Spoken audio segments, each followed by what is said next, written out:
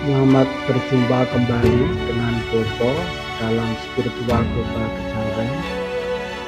Sugeng Rahayu. Assalamualaikum warahmatullahi wabarakatuh. Namo Buddhaya, salam sejahtera, Om Swastiastu.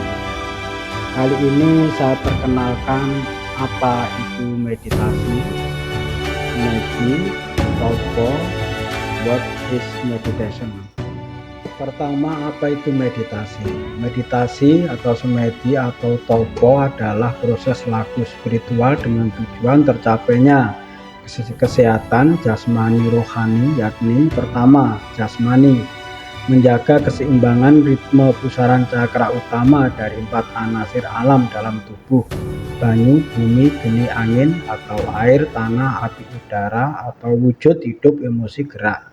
Dalam kejawen ada 5 cakra utama: cakra pusat perut sebagai pusaran alam, cakra hati feeling, cakra jantung emotion, cakra tenggorokan vibrasi atau getaran, dan cakra spiritual sebagai insting. Kedua, rohani dan spiritualitas. Vibrasi doa mantra melalui cakra tenggorokan menimbulkan daya getaran ke penjuru elemen tubuh rohaniyah batiniyah, menserasikan gelombang getaran ke dalam frekuensi ilahi, sehingga meningkatnya harmonisasi kelembutan rasa pola hubungan makhluk dengan sang khalik secara spiritualitas. Meningkatnya rasa taat, tunduk, patuh, kepasrahan diri, seraya mencintai, karena sifat Tuhan adalah pemberi, pengasih, dan penyayang. Selalu rindu untuk menyembah dan memujanya. Kemudian harmonisasi spiritual dalam setiap berdoa kepadanya, ask and give, meminta dan memberi.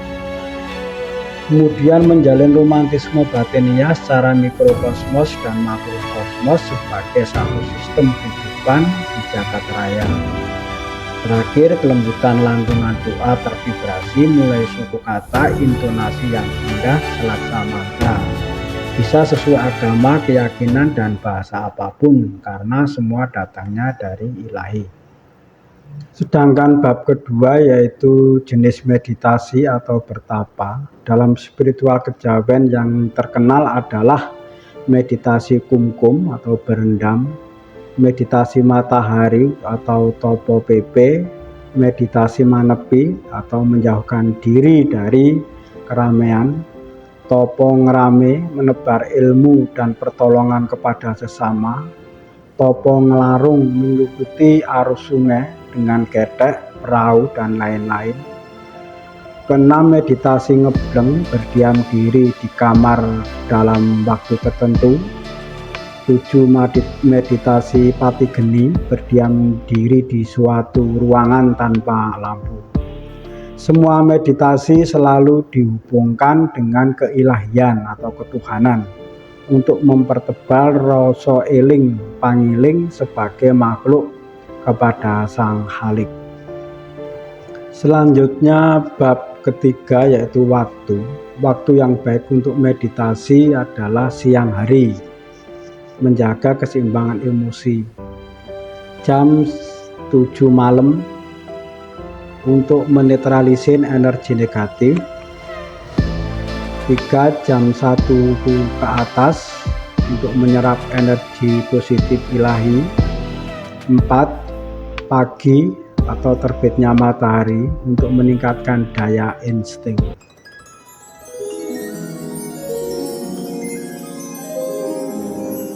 Kemudian tahap 4 yaitu tahapan patrap laku atau adab dengan penjelasan sebagai berikut.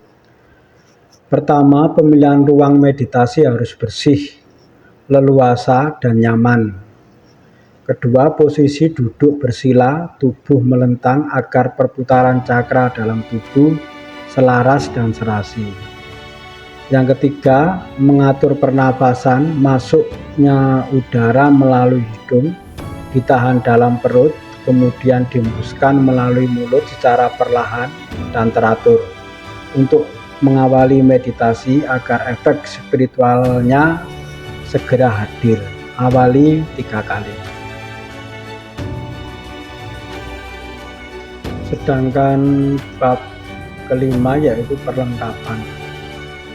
Mengapa menggunakan lilin merah khusus untuk meditasi?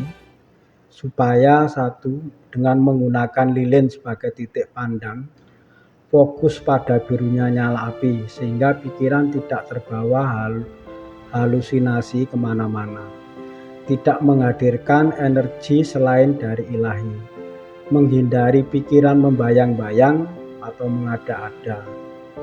Fokus doa kepada Sang Ilahi di setiap keluar dan masuknya udara dalam bernafas. Menarik-narik pancaran lilin dimasukkan ke dada untuk pembersihan aura negatif sekaligus sebagai terapi spiritual. Selanjutnya untuk focusing meningkatkan rasa awas atau pratitis serta kepekaan batin. Kemudian ketenangan batiniah juga meningkatkan akurasi dalam proses problem solving secara sistemik, metodologis. Jiwa sabar, teliti, dan telaten. Yang terakhir satu hal lagi, daya jasmani dan rohani menjadi lebih sehat secara fisik dan psikis. Bab 6 masih perlengkapan, yaitu mengapa menggunakan bunga dan dupa, yaitu menggunakan harumnya bunga-bungaan dan dupa untuk menimbulkan efek sensasi spiritual, yakni ketenangan, kedamaian, ketentraman suasana batiniah dalam menjaga dan pengendalian channeling dengan ilahi, serta menciptakan suasana mistis. 2. Untuk menyerap unsur tanah, membangun getaran energi sehingga kelak apa yang diucapkan penuh ketenangan dan kewibawaan.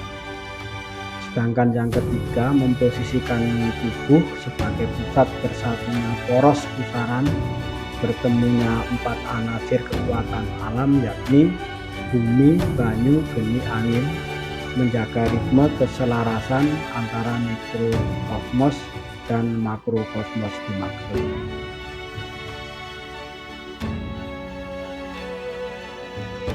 Sekian, semoga bermanfaat. Terima kasih. Sugeng Rahayu Kang Sagung Dumadi. Amin. Rahayu. Nuwun.